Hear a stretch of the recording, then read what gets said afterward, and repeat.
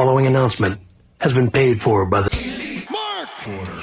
Welcome to the Elite Mark Order podcast. I'm CosmicScott, and tonight, my co-host, as always, is JayV, back from his big adventure. Tonight, we're talking about Dynamite coming from Rogers Place in Edmonton, Alberta, Canada. Now, if you haven't already, please give us a subscribe. Please hit the like button or leave a comment down below about your thoughts on last night's Dynamite. Join us in the Discord if you want to become an Elite Mark by going to EliteMarkOrder.com or click the link in the description below. Jay, let's talk about that show. First of all, again, welcome back. You were sorely missed. How was your adventure? Thanks. All kinds of crazy stuff happened over the past week. I got married. I got to see Kenny Omega versus Will Ospreay live. I got to get tear gassed on my balcony in Paris during the riots. It was a crazy week. You know, that does sound like an unusual week. Not only did you have the highest of highs getting to see the Kenny Omega Will Ospreay live, but then you got to go, you know, you had the whole marriage thing, the honeymoon thing. It was going great until you got tear gassed. Didn't know you got tear gassed. That is not part of the story you conveyed before now. Quite the adventure you had. Holy crap. It was a great week. Yeah. I also mixed in a trip to London and got to see one of my favorite Broadway performers for the first time. It was a huge bucket list item. Fantastic. So yeah, it was and getting tear gas was also a bucket list item. So yeah, it was one hell of a week. There you go. You know what? It's not a marriage until somebody gets tear gassed. And it's like, you know, after a week like this, you just kind of sit back and you ponder, like, what's next? What could possibly top that week? And then I'm thinking, well, maybe I should head on over to Blood and Guts in Boston in a couple weeks, and maybe that will top the whole week I just had. So there's always more to come with AEW constantly providing great stuff for us. That's true. And that helps me segue right into the absolute best goddamn portion of television. I swear to God, I don't care about the ratings. I care about being entertained. And Maxwell Jacob Friedman plus Adam Cole has got my heart. This bromance is so fucking funny. It is the absolute best shit. It really is. Max has another level with this personality. I don't know what you would call it. Do you have a name for the sort of... He's playing face to a T, but everybody sees that it's a complete fucking joke. Yeah, and man, it's called, the persona is just Broski MJF. That's what I call it. Broski is a great word. Brosif. He's used a lot of that terminology. This bromance is amazing. They got 4 segments through the night, including their match. And what a match it was, by the way. So you have the segment in Back with Doc Samson and Roddy Strong after they were in the gym together. You know, that gym segment where they went back and forth, and the ending where Adam Cole laughed when they realized that they both hated Tony Schiavone. And then he kind of had that look like, am I a bad person? You know what I mean? Just that whole segment. Everything leading up to the match, and then the match itself was certainly the best thing going. What are your thoughts on everything, Jay? I want to hear your MJF Adam Cole thoughts. I think you said a lot. I think you did a good job summing it up. I think it's hilarious between those two. It's exceeded my expectations. When Tony was setting up the whole MJF Adam Cole thing, I'm like, they're gonna have a halfway decent match. I'm just not sure if Adam Cole's going to be able to make things interesting, but I really love where this is going. I guess it harkens back to the Jericho MJF thing a little bit, where they were friends and they're singing the "Me and My Shadow" song, and then they ended up breaking up. I guess the one thing here is MJF is doing this because he considers Adam Cole such a threat that he has to go through all this shit in order to not lose to him. So to not even wrestle him, to stay, right. To stay as close as possible to him. Keep your friends closer. Keep your enemies closer, friends closer, but not wrestle him. And now, like the weightlifting segment where he's like, holy shit, he lifted as much as I did and he did it no problem. All of this is showing that MJF is so afraid of Adam Cole. He knows that Adam Cole could easily beat him. At least that's his fear. And his over-the-top confidence is being pulled. The foundation is being cut away. Every little thing that happens where Cole can show him up without even trying, he's not trying to, is eating away at MJF's confidence. And you can see he's trying, he's got that try hard. Hey Adam, hey Adam, hey Adam, hey Adam. He's like that little dog in that Looney Tunes cartoon with the big bulldog and the little tiny dog bouncing around. Hey Spike, what are we gonna do? Spike, what are we gonna do? You know the one. Yep. And I was just gonna say, I really like that MJF's character is not relying on interference. I mean, interference is so formulaic and overdone. I mean, we have like storylines with the Outcasts that have been relying on interference for 6 months, and it's just nice to see MJF come in with a fresh take. He doesn't have a second out there. He doesn't have Shawn Spears or Wardlow or anyone else, and it's just great to see him working these angles without those, you know, generic tropes that we've always had to see over the years. And I love that he's keeping things interesting with this angle. I loved the birthday party. It reminded me of the old Rock and Sock Connection days. Of course. It's just been excellent, really entertaining, and I just can't wait to see where it goes next. You know, you brought up the Rock and Sock. I obviously thought about that. You know, he was calling it back. That was obviously on purpose. The thing about the way that he's interacting with Adam Cole, he started off with the entrance, which was the absolute best. I was grinning the entire match from front to back, top and bottom. I was actually laughing out loud.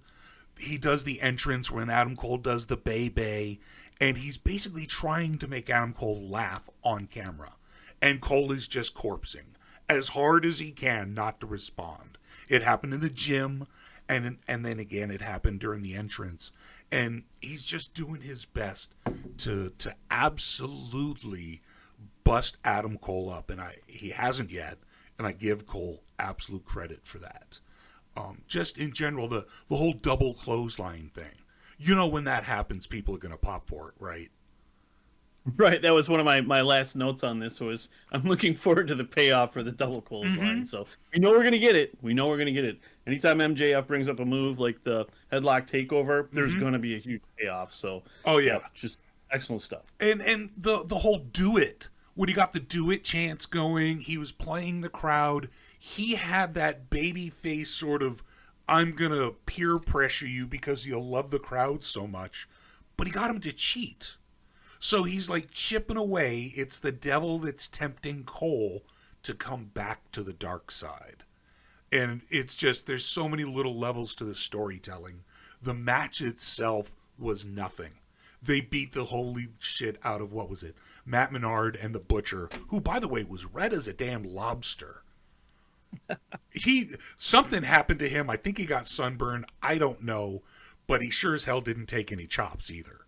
Right. It was a really quick, fast, nothing match, but the double clothesline that he didn't do, just the whole payoff of this is going to happen after, I think, the tournament is over.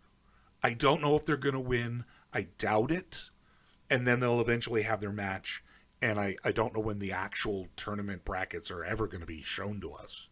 But they're going to stretch this out because as long as they can keep MJF and Adam Cole on the screen at the same time, I think they've kind of got gold right now. Because they're great together. And yes, it's cheesy. Max took the cake to the face and he was smiling the whole time. He was, there's something about it. If you know Max and you've been watching him the whole time, you know that he's going to turn. So what is he building? Why did he take the cake so graciously?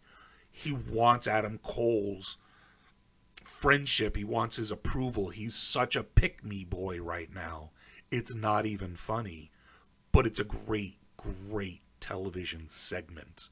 Everything from the match to the birthday was great. The one lone candle. Why only one candle? because you don't want a face full of fucking candles. You want to dodge it. He hit the edge of the cake so that candle didn't poke him in the fucking head. I never thought putting somebody's face in a cake was funny, by the way. But Cole saw it coming. He saw everything Max is throwing coming. But he's not seeing what Max is doing to him. It's really funny. It's really hysterical. I loved that match. I laughed the whole time, like I said. And the heels did the abdominal stretch with the partner stretch, with the partner's hand. So both teams did the heel abdominal stretch move. You got to admit. It's always good to see an assisted abdominal stretch that the referee, isn't aware of. I mean, that's classic heel tactics. Absolutely. When's the last time you saw someone win a match with that? If ever. An abdominal stretch, I don't think I've ever seen anybody win it. I think the closest is Paige back in the day when she was really, really good.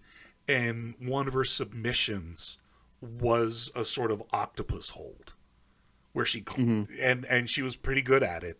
But yeah, that's the closest I've ever seen to an abdominal stretch actually winning. The last thing I want to mention about the Adam Cole MJF is do the thing, and he got Adam Cole to do the Adam Cole baby. He's playing everybody, and I absolutely love this.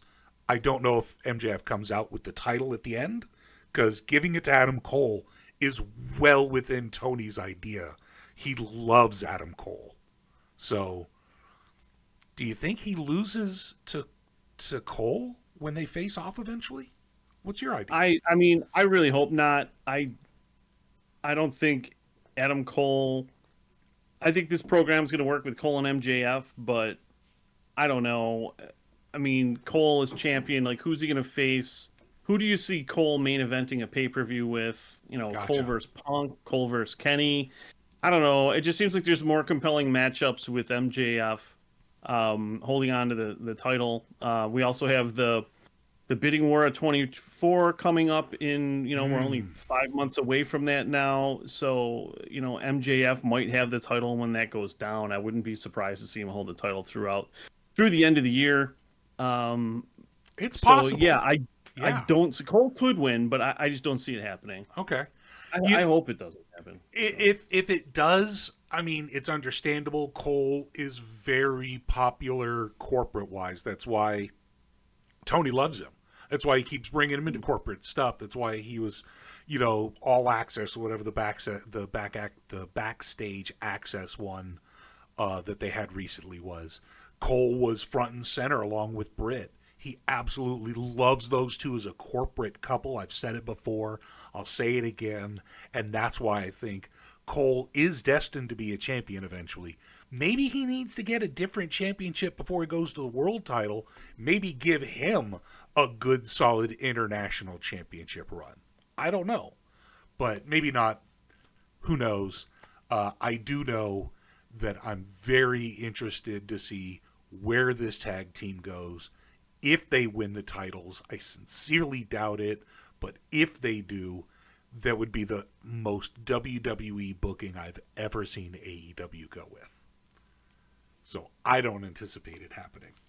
I don't see them beating FTR for sure. I don't see that. I just don't see the champion being a double champion and then Cole winning the international. Now they're a two-man power trip. I just don't see that kind of stuff happening. You know? Yep. All right. So, what about the rest of the show? In general, I had a good time. It ended well. I had fun with all the segments in between. Was there anything that stuck out as far as in general with the show that you did or did not like? One shining moment that maybe stuck out before we move into the spot of the week. Certainly the Kenny versus Yuta match was my favorite part of the show. I thought it was outstanding match. And we'll get there. We can talk about that. Okay. And just one other thing we should talk about is what's coming up with the blind eliminator tag tournament. So we'll want to talk about. I have the brackets out in front of me. I found them, so we can talk about that too. All right. Well, we'll talk about that during segment one or during the match one. But I do want to talk about the spot of the week. Now, this week's spot of the week is again brought to you by the Elite Mark Order. That is us. We do have our very own shirt available at Zazzle.com. The link is in the description below. You can go to Zazzle, ZAZZLE.com/shop/Elite Mark Order, and it's right there. You can also click down below. It's the best way to support the channel, so order one today and wear it proudly. Now, for me, my spot of the week is Keith Lee during the big six-man tag match with, or not six-man, it was just a Darby and Orange Cassidy versus Keith Lee and Swerve Strickland. Now, the spot of the week itself was during the match outside. Keith Lee and Orange Cassidy were going at it. Orange had basically the classic Andre the Giant Princess Bride sleeper hold spot. Orange was on his back trying to give a sleeper hold, and Keith Lee, being so big and massive, simply ignored it. He walked around with Orange on his back. Now, earlier he had put Darby under the steps. He proceeded to walk up the steps, crushing Darby down below while carrying Orange. Not a problem. And somebody that massive pulling that off with ease guarantees the spot of the week. How about you, Jay? What was your favorite spot of the week? I agree with you on the spot of the week, as we discussed earlier. Darby getting stuck under those steps and Keith Lee stomping up the stairs while Darby was underneath. It was pretty crazy. I thought we might get something else. I thought we might get Keith Lee slamming Orange onto the steps with Darby underneath it. I thought we might get Swerve climbing up to the top rope to jump onto the steps, which would have been a scary spot. And I was thinking, that might result in Keith Lee stopping Swerve and that resulting in, Swerve and Lee losing. But yeah, that was pretty crazy to see Darby smush under the steps. I don't think I've ever seen that before, so that is my spot of the week as well. Fantastic. Well, that does go into the fact that was also the first match. It was the Blind Eliminator Tag Team Tournament that started it off, and it really built up Keith Lee extraordinarily well. He did so many big spots, not just the one with the steps that we talked about, but he also did a Tower of Doom. Strickland was going to do basically a suplex from the top rope against, I think it was Darby. Keith Lee got in there, powerbombed Swerve, as well as getting the suplex on Darby. Just again showing his massive power, he did it easily. Also happened to get a strike in on his partner. That will come in later in the match, obviously. Doing the steps, carrying OC. He actually caught Darby Allin in the Stun Dog Millionaire. Just caught him. He stopped it. He said no. He did that a couple of times. He also caught him in the Tilt-A-Whirl DDT that Orange Cassidy does. Just said no. Too big. Didn't happen. Now, what was interesting was on, I think, the third time Orange tried the Stun Dog, he held on to it, got Keith Lee actually kind of bent over a little bit, and Darby came along and did a Code Red. That was a great spot. All over the place, this match had great spots. At the very end, Swerve ended up hitting Keith, knocked Keith out of the ring, and then the Faces got the win with Darby Allin putting the Last Supper on Swerve. At the very end, after the match is over, Keith fist bumps OC because he's still a face no matter what. So I thought it was a great match. It was a great way to open. As always, if you open with Orange Cassidy, that crowd pops. And I got to say props to the crowd last night because they were fantastic. We even had Sentinel in the audience last night, I believe, in Edmonton. Yes, we did. Yep, and he was able. He's uploaded some footage to the Elite Mark Order channel of Kenny's words after the match. So check it out. That is true. He did absolutely, and it was nice to see some representation. He did not get on camera. I know that if he did, he would have been wearing his Elite Mark Order shirt. Which did he purchase from Zazzle.com? He did. He absolutely got it from the shop. It was pretty amazing. I'm pretty sure he said he loved the quality. So it was very soft. I heard him say. yeah, very soft, very comfortable. He ordered 14 more for the rest of his family. He's going to order them to wear them as nightshirts. He has a very large family. Very nice. So what we got next was a video package right after the Darby match. He was involved in the pin and the win against Swerve. Was a video package that sort of highlighted Darby Allin's history with Nick Wayne, the son of the wrestler Buddy Wayne, who actually trained Darby. And it was really interesting. It was a great video that introduced Nick, showed his history a little bit, his history with Darby, obviously, and brought up the fact that he got offered a couple of years ago a contract because Darby told Tony Khan, this kid can wrestle. I remember you talked about him, Jay. I remember everybody was talking about him in the Discord. They said, man, this guy is good. He's going to be amazing. And now he's 18. And he's coming to AEW. I'm really looking forward to seeing what this kid can do. Jay, I know you're familiar with him. What are your thoughts? Yeah, I've been watching his stuff since he was either late 15 or early 16 years old. I was watching a Brian Alvarez podcast and with Wrestling Observer, and he said, guys, you got to check out this match between Joey Janela and Nick Wayne. He's like, they do this crazy spot where Nick Wayne gives Janela a Spanish fly like off the apron to the floor. Mm-hmm. And I'm like, holy shit, I got to check this out. So I watched the match. I'm like, holy shit, this Nick Wayne kid is really good. So I looked up his match history and some of the ratings over on Cage Match, and he has a pretty extensive list of good matches. Even then, and he's continued to have more. I got to see him fight a few matches last summer at Ric Flair's last match. He actually fought at Ric Flair's last match on the card. He was in one of the matches, right? Which I think is pretty cool when you're doing like that whole lineage thing. Yeah. You'll see that he was on the same show as Ric Flair at some point, which is pretty crazy because you think back, like, who was on Ric Flair's first show? And so holy crap, I couldn't even begin to imagine. Right, you have one degree of separation between Nick Wayne and someone who probably wrestled in the 1930s. So I just think that it was cool that Wayne got to be on that show. But anyhow, yeah, Nick Wayne has had incredible matches with Billy Starks, who was just getting her start in AEW. Yep. He's had incredible matches with Swerve. Joey Janela, as I mentioned, and he's had a banger with Will Ospreay. His highest rated match, no surprise, was against Will Ospreay. They had a hell of a match, and it was just like, watching Will Ospreay fight Nick Wayne was kind of like watching, Will Ospreay from 8-9 years ago when he was in his early 20s, and he was a lot smaller. But yeah, really looking forward to Nick Wayne and what he's going to be able to do in AEW.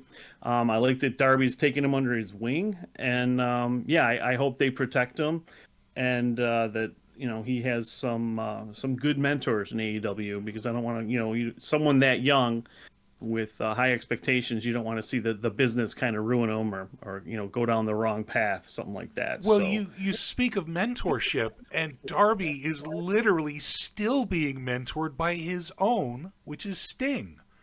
And you got to look at that lineage. You're like, holy crap, Sting is mentoring Darby, who's now mentoring, the guy who trained him, Buddy Murphy, who's his own lineage. This Nick Wayne's going to have a lot of potential pressure, and that can break a person. Hopefully he's got that fortitude, he's got the support necessary, and AEW is a good company to get started in. It's not like those other companies that are just going to use you up, chew you up, and spit you out. So I'm glad to see him come into AEW. I'm excited to see where he goes, and to be continued, as they said at the end of his segment. Into the next match, it was the Acclaimed versus and Daddy Ass versus the Blade and the Bollywood Boys. So for some reason, the Blade and the Butcher are totally on different teams tonight. I know it's the quote-unquote random choices, but whatever. Again, this is a nothing match. It was the Acclaimed dominating.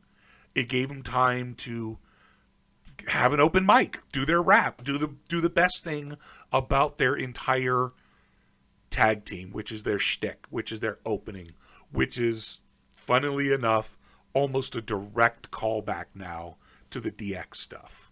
And it's just funny how history repeats itself. And once again, Billy Gunn is involved.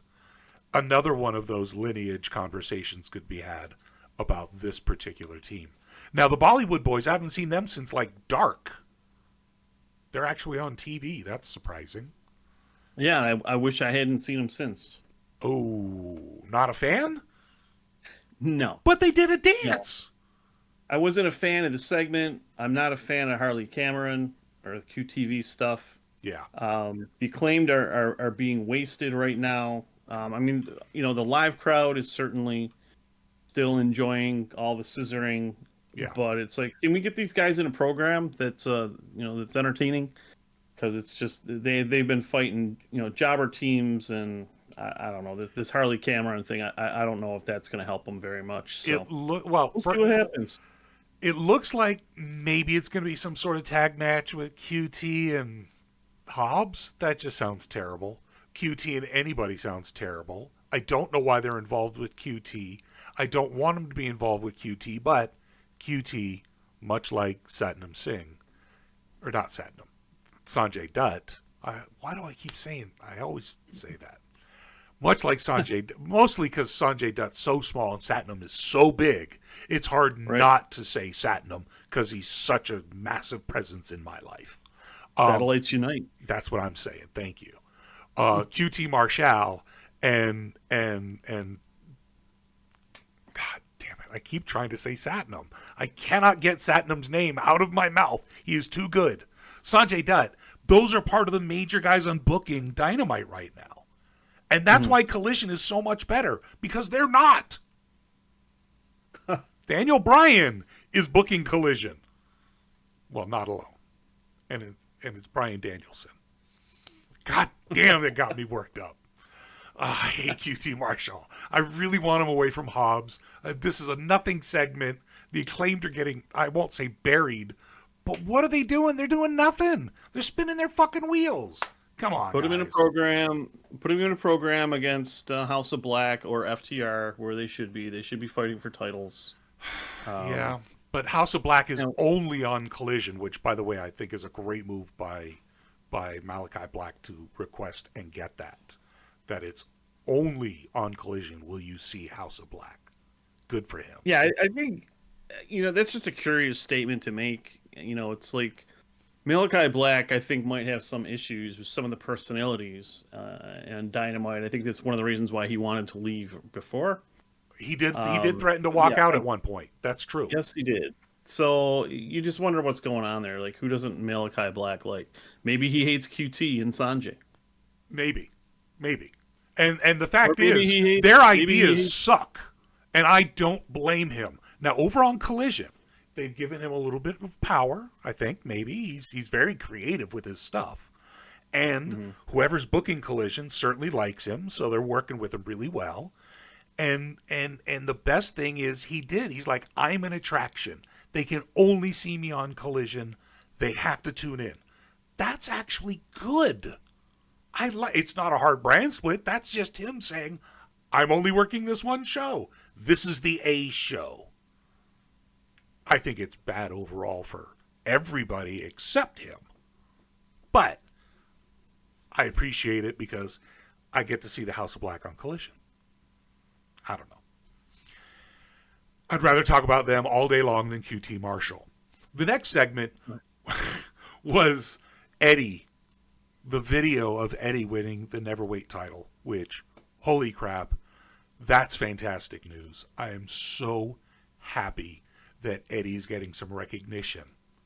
Overall, just recognition that he is an incredible wrestler, and he really is. So, do you know much about the Neverweight? I believe that's a Japanese title, isn't it? Yeah, it's a New Japan title. It's kind of like their hardcore title. It's always been more like Tomohiro Ishii, who we saw had an incredible match with Mox last week. I watched that today as I was catching up on the week of Dynamite I've missed. I've still never missed a Dynamite show.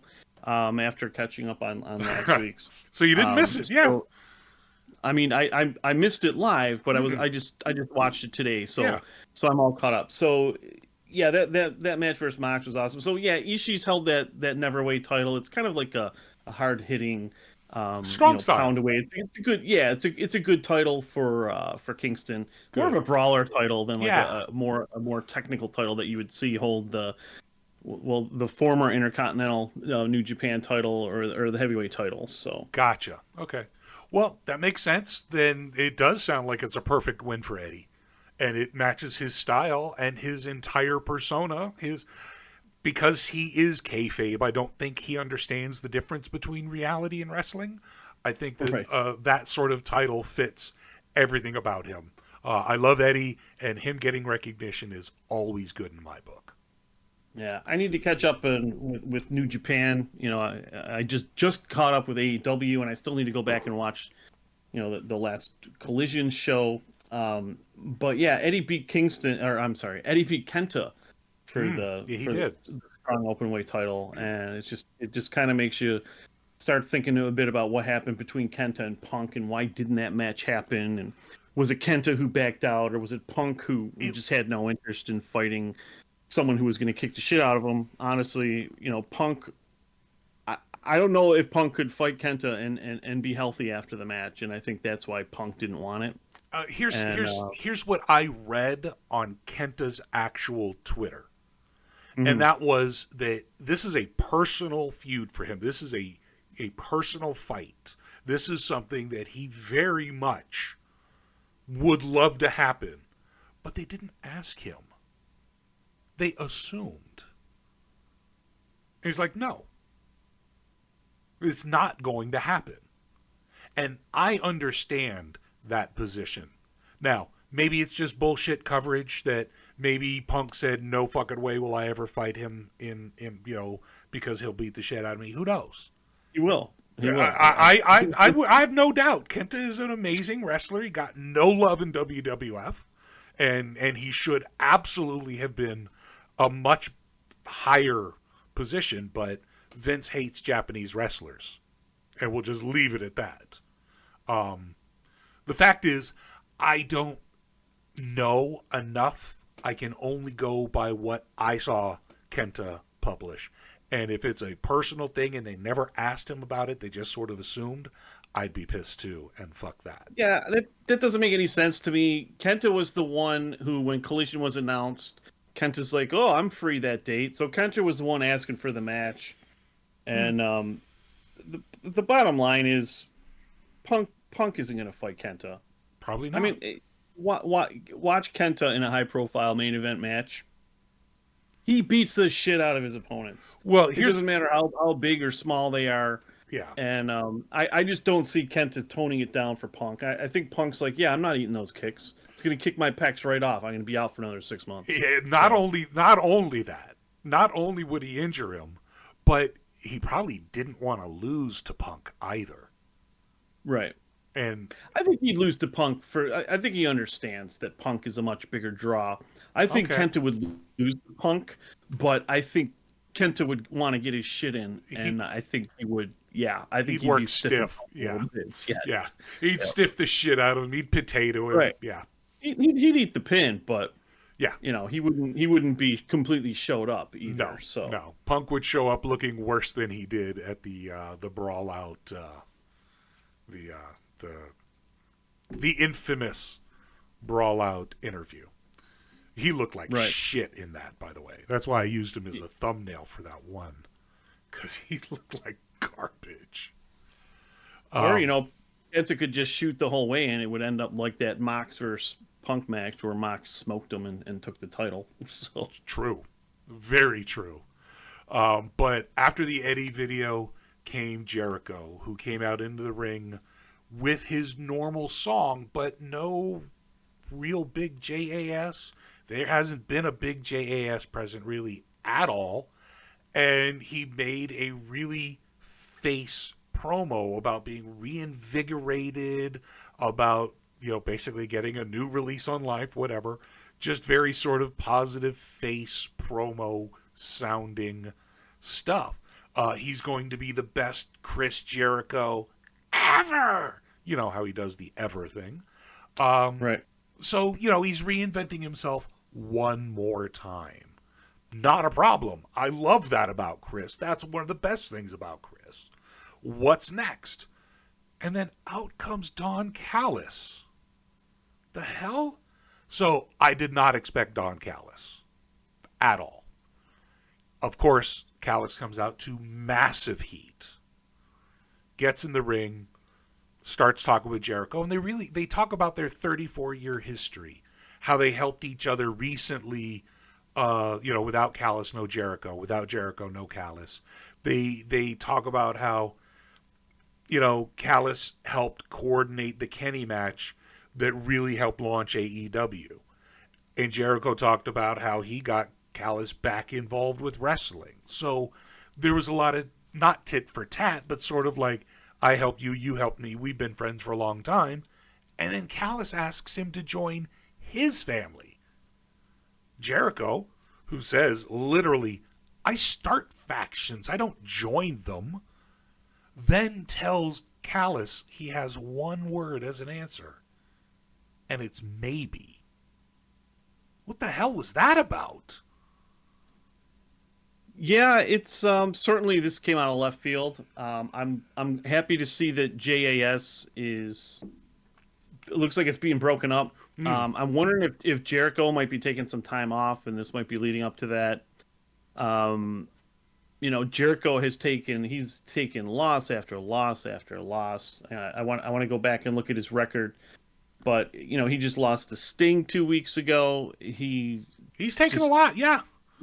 Yeah, no doubt. And it's like, they build up the Painmaker gimmick and act like it's a fucking big deal, and he just comes out and he taps to a deathlock, to a guy with half a mouth.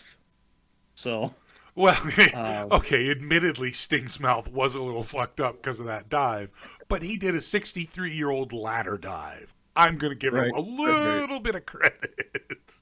Yeah, but I wasn't on last week to talk about that spot, but why the fuck was the table so far away?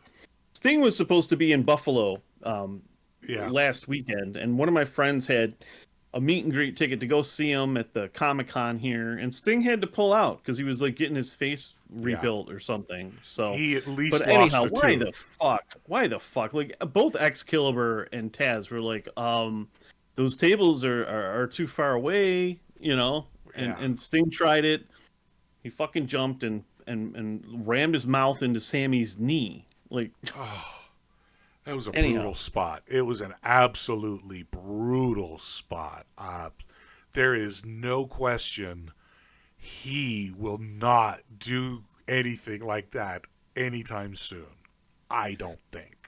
And of course, the people on Twitter were all blaming Sammy and saying it's Sammy's fault that Sting got hurt. Yeah, you know what? It's totally Sammy's fault. He didn't lay there correctly. He didn't just lay there doing nothing for a minute and a half correctly. It was all his fault for laying on the table they put him on. So, but this is kind of this is kind of an important angle though with Jericho here. Because where is he going to go? I mean, it sounds like the JAS is done, which is fine because the JAS sucks at this point. They haven't done anything. They haven't been successful doing anything for a while. Tay's out. Tay's pregnant. I don't know what happened with Anna Jay. Haven't seen her. She's barely JAS. Mark Menard. Yeah, I mean, he was an announcer for 6 months. For God's sake. Well, Jungle Boy was singing Anna Jay's praises, being real respectful to his girl. Saying That's true. She's the hottest bitch in back, or how did he put it? I don't remember, but it was pretty. It was very respectful. Dude. Yeah. That's your girl. I'm talking about her like that. What are you like? Actually, I was going to say something, but I won't. But yeah, he was trying to be cool. Like that whole segment. Like a former president of the United States would say about his daughter on the Stern Show. I don't know. Oh yeah, no! You're going to piss off all the Cornette fans. All the corn dogs, all the corn nuts, are going to get pissed at us. Corny's left, man. Corny hates the Trump tards, but anyhow, they're all the same fucking people. his audience and the Trump tards are the same people. It doesn't matter who he is. It's the same audience. Right. They're all, anyways. So Jericho's moving on. He set up Sammy, and I guess this is a good time to talk about might as well the blind tag eliminator brackets. So Jericho said in that interview to Sammy and Garcia, he said, you guys should branch out on your own here and win this blind eliminator tag team tournament. So Sammy and Garcia are gonna fight. Oh, by the way, Daniel Garcia. Remember how I was talking about how he wears different colored squares on his tights now? That's like part of his gimmick. Okay, yeah. He was wearing black pants or black ring gear with pink squares this time. So it was the first time I had seen it. So I'm not sure if there was like anything to read into that, but Canadian, everything was pink. All pink. That's right, Bret Hart. All pink Canada everywhere. There you go. Good call. That's his Bret Hart tribute. Yeah, that was for fighting in Canada. Yeah. He's the Dragon Slayer because he had Danielson tap to the sharpshooter. Yep. So yeah, there it is. Yeah, Canada was the whole reason why he would be wearing pink, because everybody knows Canada loves pink. That's right. So Sammy and Garcia are going to fight Jeff Jarrett, your boy, and Matt Hardy. I was so happy with that. I was like, yes, Matt Hardy and Jeff Jarrett is the best combination of old school wrestling. Neither one is in their prime at all. They're well past their dates. With a combined age of 110 years old, Matt Hardy and Jeff Jarrett. The oldest possible team they could come up with, as long as they didn't include Billy Gunn. Because, Billy Gunn's 64 or whatever. He's fucking... Him and Sting together 192. Jeff Jarrett and Matt Hardy as a team. Who do they face? Because they're losing. Sammy Guevara. They're Daniel Garcia. Okay, so that's who they're facing. Yeah, yes. I think Sammy and Garcia might win that. Because I think they'll definitely win. I suppose there could be shenanigans. That's the other thing, is there's a lot of story behind Matt Hardy right now and Jeff Jarrett, not necessarily together, but their own separate threads of story. There could be a lot going on there. It could be very entertaining. Yeah, I mean, you have two guys that have, made themselves relevant at 50 years old and who've been through it all. Yeah.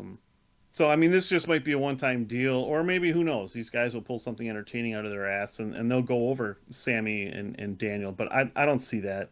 So the winner of that match is going to go up against Orange and Darby. So it's like, what makes more sense for Orange and Darby to fight? Sammy and Daniel Garcia, or Hardy and Jarrett? I would assume Garcia and Sammy is a much, much more interesting match to me. Mm-hmm. So... that's my prediction.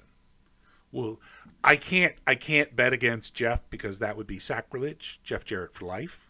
Right. However, I do believe that the cheating shenanigans of Darby Allin and Orange Cassidy are going to cost the modern day wrestling god messiah himself, Matt Hardy and Jeff Jarrett, the match, unfortunately. Right.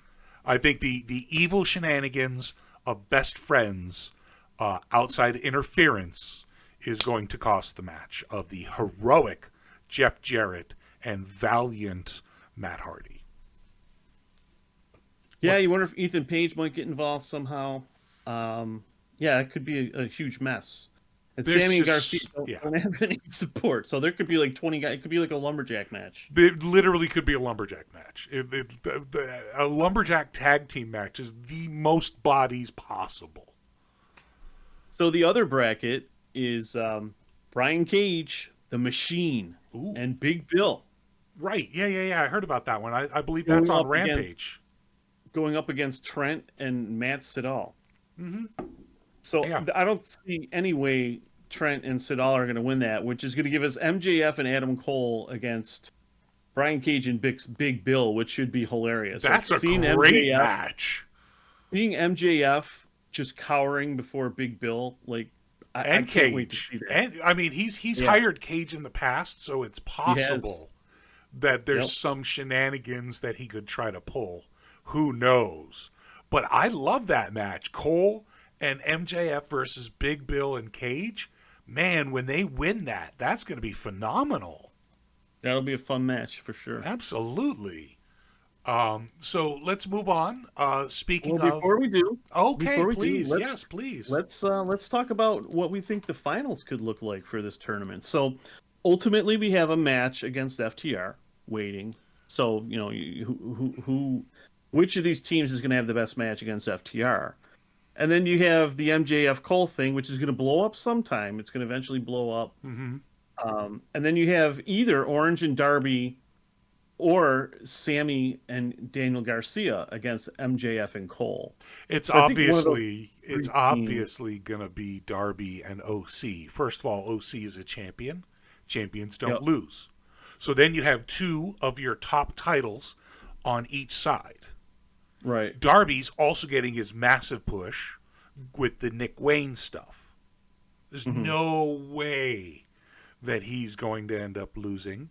I bet against him because I thought Swerve and Keith Lee was a more interesting story, especially going up against the potential futures of the different matchups.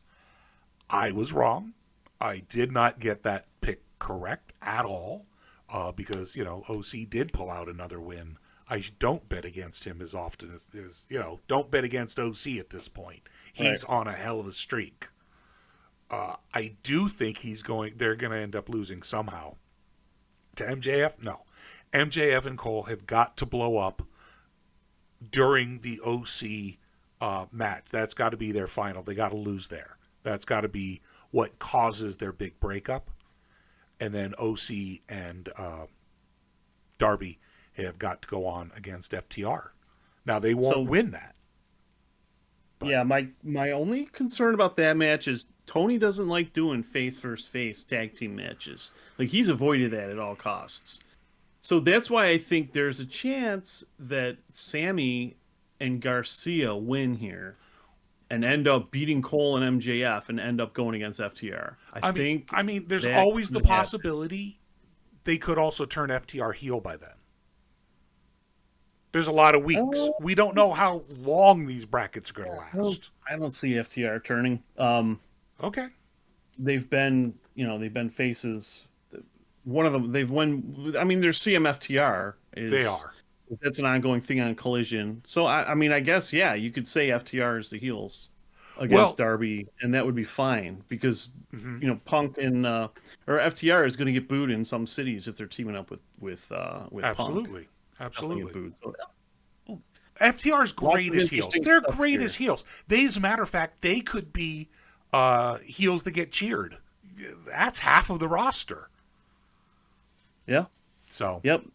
And this is the shit that makes it interesting and makes it different. Is you have so many possibilities coming out of this tournament. It's like when me and my brothers ran our fantasy leagues, we would always do these blind tournaments. We'd throw all the names in a hat and do the tag tournaments. And, it's just awesome to see Tony doing this. I don't recall ever seeing a tournament like this before.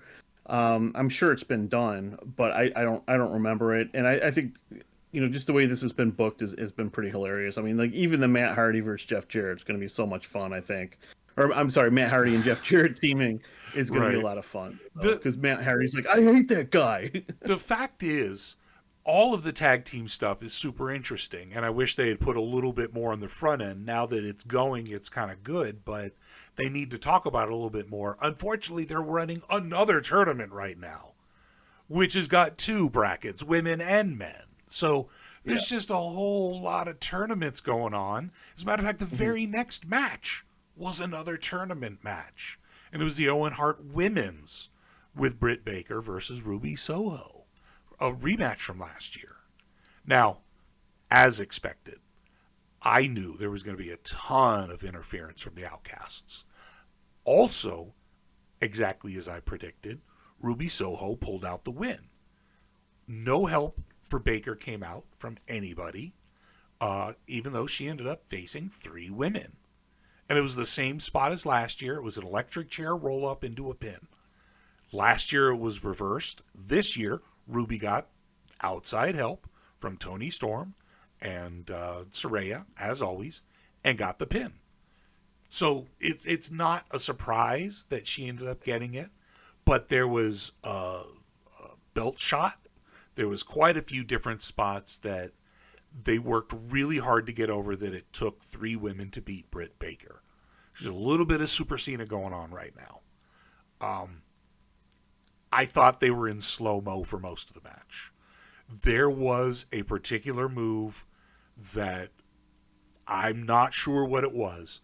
I think it was supposed to be like a snapmare where Britt Baker kind of loops an arm and does a flip, and the opponent's supposed to flip over, and it looks really impressive.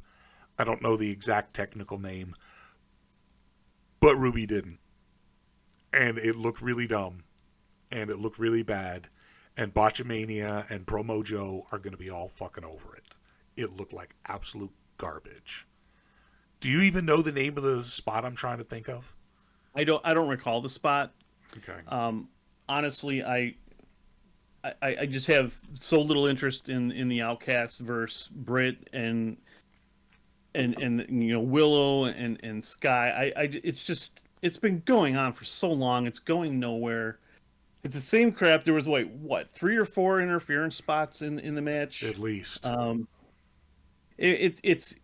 But my interest level is like at a 1 out of 10. I mean, I like Toni Storm as the champ because she can have good matches when she's paired against good opponents. But it just seems like the crop is so thin in AEW with the females, with the women wrestlers, and it's rough right now. Here's the thing: even the best of them aren't really doing that well. Britt realistically, Britt just had a mediocre match with Ruby at best. And last week, I thought Ruby did a great job with her promo leading up to it. And she had a good, strong match. But this match was dog shit. And it's just the women's... Again, there was only one women's segment, of course. They only get one segment. And at this point... Thank God. I'm starting to understand why. Now, Chris Statlander over with the TBS title on Collision, I love that shit. She's doing great. So, God, Toni is such a good champion. She's such a good wrestler. I know it's supposed to be her and Jamie Hayter. Hopefully they can get Hayter back by All In or All Out or Wim. If you could do it at All In, that'd be great. That would be the best. But I just don't know that Hayter's going to make it back. And what are they doing with Toni in the meantime? Nothing. Right, just like Jade when Statlander was hurt. They're Exactly. Just like, these minor programs, just dragging shit out. Can't come up with anything new. Can't bring out Anna Jay or Julia Hart and have a program there. Something. It's they go into a holding pattern and nothing happens. It's like. And I don't know why it is. You could have MJ. Well, I do know. MJF is as brilliant as always with Adam Cole, who gives a shit about their match. That's the problem. Because their promos are not getting me interested enough to endure their matches. And I like Toni Storm. I like Britt Baker. I liked Saraya back in the day. Ruby's okay. I mean, I kind of see why they let her go. She's mid. She really is. I kind of see why they let her go. She's got a look. She's got a personality. She doesn't really have character. She just seems so robotic in the ring. I don't know. The women's division has a problem where there's a lot of waiting for the next person to do the move. Yeah. A whole lot of that. And they move really slow. By way of comparison, you watch a lot of the guys, you watch the top guys, Kenny, Bryan Danielson, Moxley, any of the top guys you want to list. Even some of the not quite top guys, Hobbs, Starks, fucking the Guns, they're so much faster in the ring. It just seems like Britt's kind of jogging instead of running. It just, I don't know. Britt, What was I that? really like Britt's matches. I think she's excellent. I like Britt a lot. Then it But was Ruby. Then it was Ruby. like oh, absolutely, it was Ruby. But like even the cage match, like they don't rate Britt well. She has a much lower rating than I would expect. So I think she's underrated, and I do enjoy her stuff. But this she's just been in the program with the same people Yeah, she for has. months and months, and it's going nowhere. It's like you think back to like a program with Thunder Rosa when they had the lights out match and they were Yep. killing each other every week. Like that shit was good. Like we were looking forward to seeing them fight, but it's just like this whole Outcast thing is just It's getting dragging old. everybody down, and they've got the Right. top title. Yep. And it's brutalizing that title right now, and I really want Tony to do something else. But here we are. Gonna have another match next week, I'm sure, with somebody else. Well, actually, it's gonna be Ruby versus Willow, and I expect Willow's gonna win. Or I don't even know. It could be against Sky, because Sky came out to stare down. Yeah, there was Sky came out and they made eye contact, and that was like the big storyline. I There was guess. really detailed stuff there. So Yeah, really good character work. Anyways, the last match of the night, the last segment of the night, was the fantastic Kenny Omega versus the improving Wheeler Yuta. It was another fantastic showcase of Kenny. He got to beat the BCC jobber, which everybody loves. It builds Yuta up because he's a more believable threat. He did a good job in the match. Technically, he's good. He's missing a few components. Primarily, he cannot cut a good promo. He did not have that passion or fire that Mox or Danielson, even fucking Claudio have. That's what Kingston always brings. That's what Kenny's borderline, because in Japan he's fantastic at promo, and he's just sort of finding his way in English still. It's very odd. He's good because like after the show he'll get on the mic and talk and people love him, but as far as like a wrestling promo, it's still kind of like not quite refined the way some of the other guys have. But that's not to say he's not worlds better than Yuta. Yuta really needs work on its promos. That's his big glaring issue. Otherwise, I thought it was a really good match. He could really hang with Kenny Omega in the ring. He got some good near falls.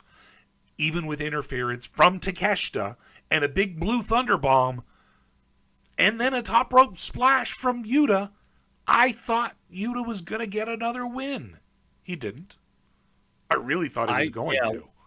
After Takeshita interfered and Yuta made that cover, I said, oh my God, Kenny's going to lose his third straight singles match? Yeah.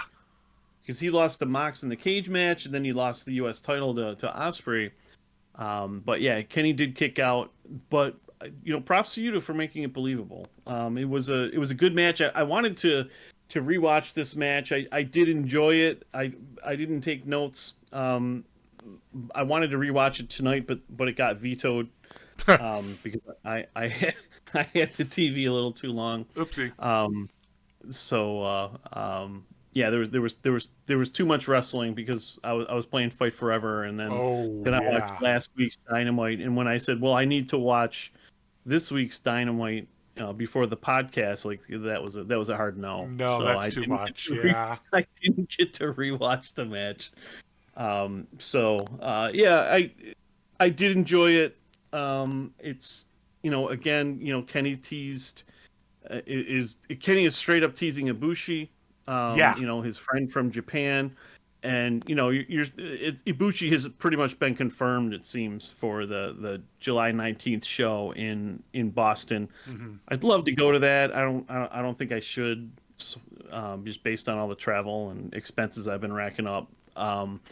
But yeah, it would be a great show to go to, and I'm super excited about seeing Ibushi in AEW in 2 weeks. Yeah. It's kind of hard to believe it's going to happen, or that could happen in only 2 weeks. Something that people have been dreaming about for 3 years is finally going to come to fruition. I'm hoping Ibushi turns on Kenny and sets up a match between Kenny and Kota at All In at Wembley. I think that would be ridiculous. Probably won't happen though. But I think that would be best approach from like a classic match, seeing Kenny fight Ibushi. They finally get their singles match after, 10 plus years since they've fought each other one-on-one. Here's the thing. Wembley, here are the numbers. Let's just go over this real quick because I want to talk about this for a second. Wembley is currently, the way they have it configured, is looking at an 87,000 and some change capacity. They currently have upwards of 77,000 tickets sold, I believe. They haven't announced a single match. Not one. Mm-hmm. We have no idea how we're even going to watch it. We think it's going to be on pay-per-view, but Tony hasn't been able to confirm that. This is the craziest wrestling show I've ever heard of. How do you sell 70,000 plus tickets? Nobody knows what's going to happen. How does that happen? Right. Oh, my fucking God. I think it'll be one for the ages. I think no matter who they put on there, it'll be one for the ages. Could it be a Sting retirement match? We don't know. Could it be Osprey versus Omega again? We don't know. Could it be Omega versus Ibushi? We don't know. Could it be Punk versus Kenta? We don't know. Could it be Max versus, I don't know, Jake the Snake Roberts? We don't fucking know. How you can pull that off is beyond me. How do you manage that? How the fuck do you sell $8.5 million of tickets to a show nobody knows what's going to happen? Nobody knows any of the matches. It's crazy, but I mean, it's not really any different than WrestleMania. Like, WrestleMania is going to sell 60,000 seats before anything's announced, and it does so regularly. I mean, they put the shows on sale a year in advance. I don't want to stop your flow, but what number WrestleMania are we on? 40 something, I think. Okay. 85. Okay. This will be number 2 for All In. Right. I'm just saying, the scale is blowing my fucking mind. Well, it's just the fact that this show has the potential to sell more tickets than any show in history. Yeah. Period. With nothing announced for a t-shirt company that's failing and is going to be out of business in 6 months because it's just All Friends Wrestling, And the ratings are dropping every week. And the ratings suck, and Collision is going to be canceled. Yeah. T-shirt company. Yeah. They're doing terrible. They can't Osprey did tease after his win that, if you want to have a rubber match, I know of a great place we could do it. So we could get Kenny versus Osprey 3. I don't know why that would make sense, because Kenny should lose, and it doesn't make sense for Kenny to lose to Osprey at that show again. That doesn't do anything for AEW. I mean, if that means Osprey signs a 10-year deal with AEW, fine, but wouldn't that be tampering? I don't even know if he could do that, because he works for New Japan. His contract is coming up at the end of the year, so I don't know. Kenny Osprey doesn't make sense to me at this show, so I don't know. Who knows? Maybe they do a fight, but they don't do it for a title.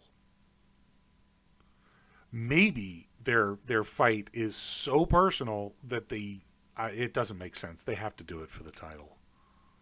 I don't know. Right. I mean, the title, unless Osprey loses it between now and then, which is possible.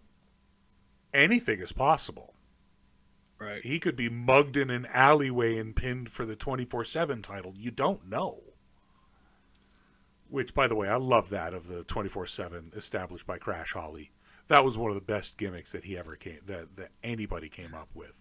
Was that anywhere, anytime, 24/7 paranoia, pinned on the tarmac, pinned in the airplane, pinned in the bathroom. It was hysterical. Anyways, after the match, which of course Kenny did manage to kick out of that Blue Thunder Bomb from Takeshita and the top rope splash. Then, for some reason, Yuta tried to go to the top rope. Kenny got him in the one wing of the angel position, hit it, got the win, and then the BCC jumped Kenny. Now, the Young Bucks came down. They did try to save him. And then there was a bit of a confrontation. And right as he was going to start to hit the Claudio with a chair, down came the Dark Order. And they stopped him. And there was some sort of face-off. Now, I was watching an international feed. On the U.S. feed, where did it cut off? It cut off right as the Dark Order came out and then decided I might be confusing it with last week's show. No. Because the Dark Order... So, last week's show, they came out, they hit Hangman with the screwdriver, he was bleeding, and the Dark Order wouldn't interfere. Right, they walked out. Right, and I don't even recall what was happening. So didn't Mox just announce the Blood and Guts, and that was pretty much the end of the show? It's like I don't remember. That was last week. That was last week. Okay. Again, last week they were in the match, so when the BCC jumped the Young Bucks, they just walked out. Right, that's right. This week they actually came down and prevented the Young Bucks from using a chair on Claudio. Okay, yeah, because I guess I read that they're going to be fighting again on on Rampage. Right, so the international feed, it just kept going and going and going. I shouldn't insult Dark by calling it Rampage.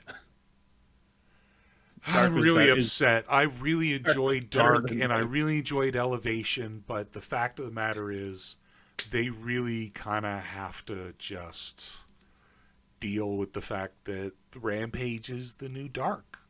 And I wish they had the same announce team. Taz and Excalibur doing their podcast during a wrestling show was the best ever. Right, yeah, in that relaxed environment. Yep. Yeah, they were just so relaxed, just kind of, hey, talking about this, and, this Jones, and Transition Jones, and Suplex, just all the goofy stuff, the jazz. What's that? Yambag Jones. Yeah, Yambag. Yep. The personal helicopter, the jazz player, or the saxophone player for the Wingmen. Talking about Peter Avalon's jazz player, the sax player. Just the funniest, goofiest, inside wrestling kind of stuff they would talk about. That was so much fun. While, yes, there was some enhancement talent or some current stars, with enhancement talent. It was a great little nothing show that didn't earn them enough money, I guess. Unfortunate. But anyways, I guess that's really the end of the show. There's not really a whole lot else to talk about. Do you have any final words? Just looking forward to the blind tag team action next week, and maybe Ibushi shows up next week. I mean, we're 2 weeks out, so it's and also who's going to take Bryan Danielson's place in the BCC or in the Blood and Guts? Yeah, he keeps having to bring people in. Right. Right. So I mean, we got Takeshita, Yuta, Mox, and Claudio. Who's going to be number 5? Well, if it plays out the way you want, the Elite are going to bring in Ibushi, and he's going to immediately turn on Kenny, and he's going to join the BCC in the Blood and Guts, and then Ibushi and Kenny will have their match. Maybe Jericho joins with Callis, maybe. Yeah. Well, maybe no, that makes sense. Get him involved in Blood and Guts. Danielson's spot, yeah. Well, because Jericho's got to be in the big match, I guess. I don't know. So he can take the loss. Yeah, there you go. There you go. kind of protect everyone else. Fantastic. Well, at this point, I'm going to go ahead and end the show. Thank you so much for listening. If you're still with us, be sure to like, comment, let us know what you thought. Grab a t-shirt over at Zazzle.com. Look up Elite Mark Order and check out all of our Fight Forever footage. Check out everything that we've been doing. Join us in the Discord. And JJ for life.